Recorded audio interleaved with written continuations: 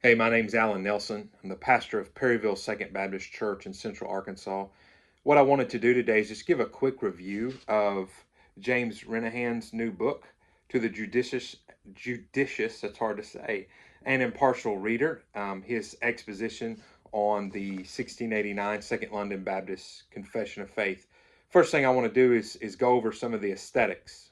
So I read the first volume on the First London Baptist Confession, and that's a smaller book, so I expected this one to be like that too. But if you notice, it's like over 600 pages.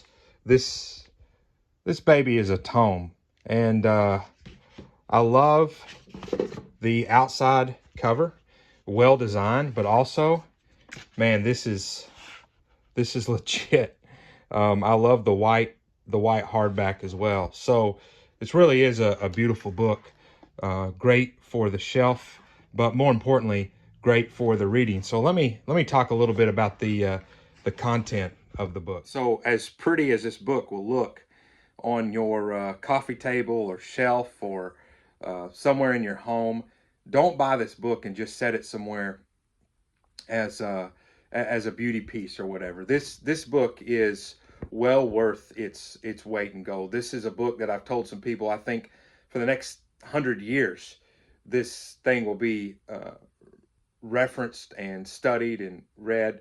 Dr. Renihan's argument is that the confession should not be read just chapter 1 to chapter 32 or whatever, but that it should be read sideways, that the chapters are dependent on one another, that they connect to one another. And it really is in many ways. This is not to, I'm a Baptist, so I'm not to disparaging Presbyterian brothers here, but it really is an upgrade. It's better than both the Savoy and the Westminster Confession of Faith.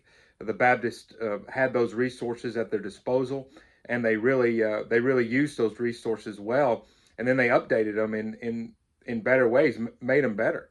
And so Dr. Renihan does a great job of just walking through all of that and chapter by chapter. It really is a marvelous exposition, and the historical insight and the context and quote after quote after quote. He depends heavily on John Owen, but others obviously as well. Obviously, you're going to have Hansard Knowles and Hercules Collins, and Benjamin Keach is a big one.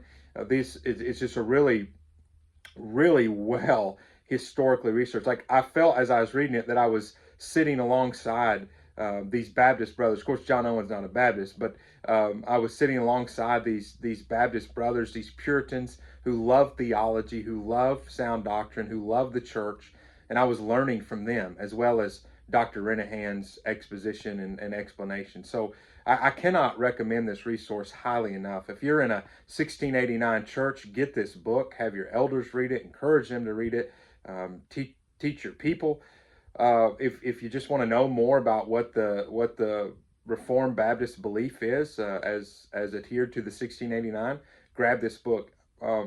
I think it's useful for seminary classes. I think it's useful for personal study. I think it's useful to teach a class at your church. I think it's useful just to learn more about the 1689. Now, any book besides the Bible, I'm not going to agree in 100% with. Maybe there, and this is true of this one too. I mean, there's a few places that I wrote like, in the margins, and just curious about maybe Dr. Renihan's interpretation and such. But I mean, it far outweighs any sort of questions or disagreement.